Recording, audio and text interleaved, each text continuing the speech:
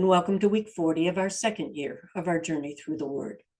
This week, we will complete our series called Dedication to Destruction as we come to the end of 2nd Chronicles. We begin our week with Manasseh, who is the son of Hezekiah. You might remember as we completed our week last week that we saw Hezekiah was a good king and he brought such wonderful reform to the nation. But once again, we see that good kings follow bad kings who follow good kings. And so we see that Manasseh certainly was one of those that we would label as a bad king. He undid all the wonderful things that his father had done before him. He rebuilds the high places. He erects altars for Baal and Asherim. He brings back star worship and constellation worship, and even puts the altars in the courts of the temple. He makes his sons to pass through the fire in the valley of Ben Hinnom. He practices witchcraft and divination and sorcery and uses mediums and spiritists. I mean, if you can find any things that God was against in the Bible, he adopted them, and he did it in a more grand way than those who were before him. Although he was only 12 years old when he came to the throne, he reigned 55 years. And so obviously at 12 years old, he was influenced by his counselors, which just goes to show that those who were advising him may have gone along with the reform of his father, but it may have reformed some things in the nation, but it hadn't reformed their hearts. And so they quickly adapted those things and brought them back again. We see as we continue on with Manasseh that eventually, even though he's been in office as king for 55 years, the longest of any monarch of Israel, at the end of his reign, he's taken into captivity. 2nd Kings does not tell us the account that we read in 2nd Chronicles of how in captivity Manasseh saw the errors of his ways, and he does reach out and repent, truly repents before God. And so great was his repentance that obviously Nebuchadnezzar saw a change in this man, and he restored him back to his rule in Jerusalem. But the man that goes back to rule as king at the end is truly a very different man than was taken captive. But the nation itself does not see Manasseh in a good light. And when he dies, he's buried in his own home and not in the tombs of the kings.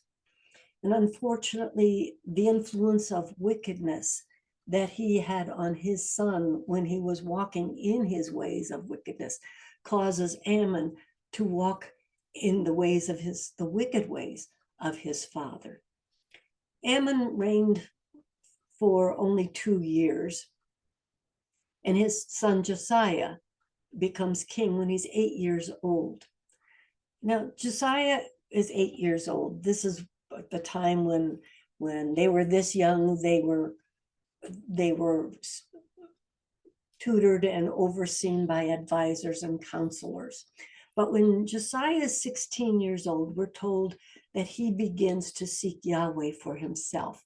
And once again, he brings great reform to Israel, to the nation of Judah, and he makes a new covenant with God. Although Josiah reigned for 21 years, he dies at a very early age. He dies at 29. You have to remember that he was 8 years old when he came to the throne, and he reigned for 21 years. Josiah's death is a real lesson in learning how to pick our battles. After the Assyrians had taken the northern kingdom of Israel, it found itself at war with Babylon. Babylon conquered Assyria's capital, and the Assyrian capital at that time was Nineveh. You're going to hear some names that you're very familiar with. You remember what happened in Nineveh in the story of Jonah. And then once Babylon had taken the Assyrian capital of Nineveh, Assyria moved its capital to Haran, You may remember Haran. Haran was where Abraham and Sarah settled as they came from the Ur of Chaldees. When they came from Babylon, they moved from Babylon and they came to Haran and stayed in Haran for a while before they came and entered the land of Canaan. And so we're watching Babylon follow the very footsteps that Abraham would have followed. And so we see that Assyria moved its capital to Haran, and then the Babylonians came, and once again they overtook their capital. So Babylon once again moves its capital, and this time it moves the capital to Carchemish. And you will recognize this city because this city is where Necho, who is the Egyptian pharaoh, was on his way to help the Babylonians. Because of the defeats of these major cities, Babylon reaches out to Egypt and says, Egypt, we need your help. Come and help us fight this war with Babylon. And so Necho, who is the Egyptian pharaoh at the time, decides, yes, he will come and join forces with the Assyrian army to fight against Babylon. But for Egypt to go to Assyria's aid and go to this city, Carchemish, and help them, it had to pass through the territory of Judah to get there. And as Echo is with his army is passing through the territory, Josiah takes issue with Necho, and he comes to the valley of Megiddo to fight against him. Why does Josiah come to Megiddo? Well, Megiddo is in the valley of Jezreel. It's also in the inheritance of Manasseh. But as we look at history, we will find that the valley of Megiddo, that valley of Jezreel, was the most sought after piece of earth throughout history. There have been 34 battles that have been fought through the ages, from 2350 BC until the current age. You might recognize some of these battles. I won't mention them all, just some of the really important ones. This is where Deborah with Barak came and fought against the Canaanites. It was in this valley that Gideon fought against the Midianites and the Amalekites. This is where Saul and Jonathan lost their lives when they were fighting against the Philistines at Mount Gilboa. They know of 4 battles that the Crusaders fought in this valley. We know that Napoleon crushed the Ottomans in 1799. It was in this valley that Napoleon crushed them. If we look at currently, the last battle that was fought there was fought in 1918 by General George Allenby when he fought the Ottomans to gain control of the area. And so we see this is a very significant piece of earth and has been all through history, and it will be in the future as well, because we know that this is the place of the final battle before Christ comes in the messianic reign, and it will be here that Jesus will come to fight that battle that will cause him to be able to be seated on the throne in Jerusalem. But as we go back to the story of Josiah, what we find is that Necho, his army is there in this immense valley of Megiddo, and he tries to tell Josiah that he says, I've heard from God, I'm not at war with you. I'm going to fight the ones that I'm at war with, and that battle isn't with you. And he tries to tell him, I've heard from God, and God has told me to go, and he's told me to hurry. But Josiah refuses to listen. And as a result, he loses his life in this battle. And also as a result, because of the delay, Necho arrives at Carchemish too late. And the Babylonians have already taken the city. And the Babylonians then turn and they fight Necho and the Egyptian army, and they just utterly defeat them. So the conclusion, what is the conclusion that we can come to as we read this sad story? The conclusion is choose your battles wisely. and know what God is saying, and don't fight battles that aren't yours. Those are some real important lessons for all of us to learn. As we continue our week, we will come to see the kingdom of Judah completely overtaken by Babylon, and they are taken into captivity, those who survive. But the writer of Second Chronicles doesn't leave us with defeat.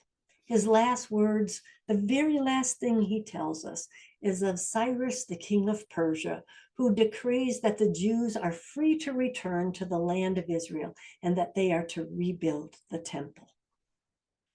As we say goodbye to our writer of Second Chronicles, we begin our new series, Visions of Destruction. This week we start our walk with Ezekiel. We're going to be walking with him for a while. Ezekiel's name means God is strength. We quickly learn that he's a priest, but we also know that he's a prophet.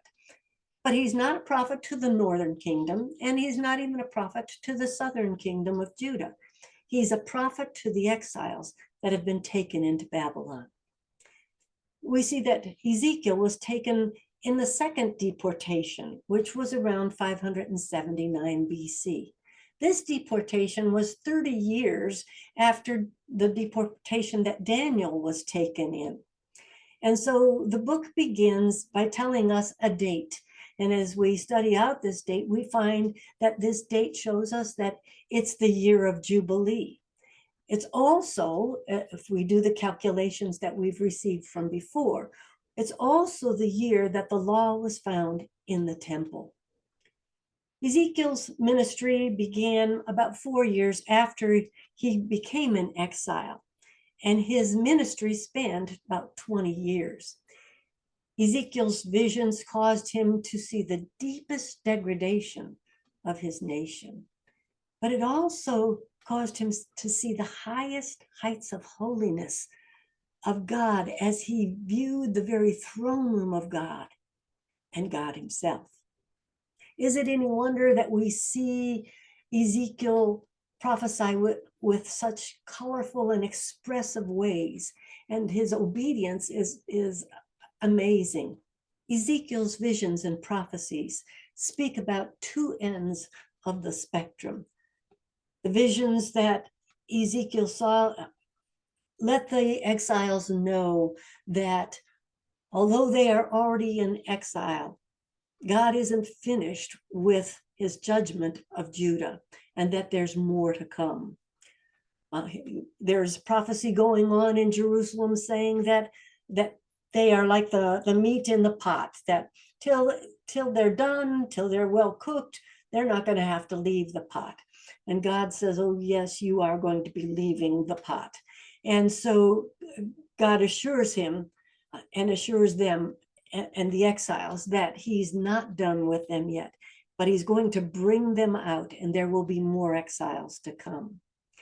But at the other end of the spectrum, his prophecies also speak of the hope that when God has completed pouring out his judgment on the nation, that he will be compassionate and he will be merciful and he will bring restoration and he will fulfill the promises he's made to them and the covenant that he made with Israel.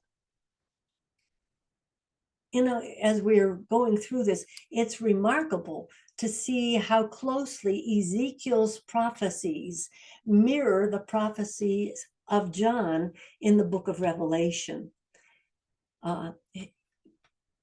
Ezekiel's prophecies speak of the culmination of Israel's sin and the resulting judgment and the wrath of God that's being poured out on them. We will find when we get to the book of Revelation that it's much the same, but it's not against Israel that these things are being poured out. Now we're seeing that it is the church age, and once again we're seeing that that those that have lived through the church age, who once called themselves Christians, are now turning to gods and idols and evil and wickedness. And once again, God is going to say enough, and he will pour out his judgment and his wrath. And so we will see as we're going through Ezekiel, you will see a lot of parallels on our journey, and it will also give us insight into the book of Revelation when we get there. We end our week with hearing Ezekiel's cry of despair and the sad vision of the glory of God departing from the temple and from the city of Jerusalem. May the Spirit of God open our eyes to the truth of our generation and its wickedness, while bringing us the hope of salvation to those who choose his ways. May God continue to guide your feet as you walk his path. And once again, I will see you again next week.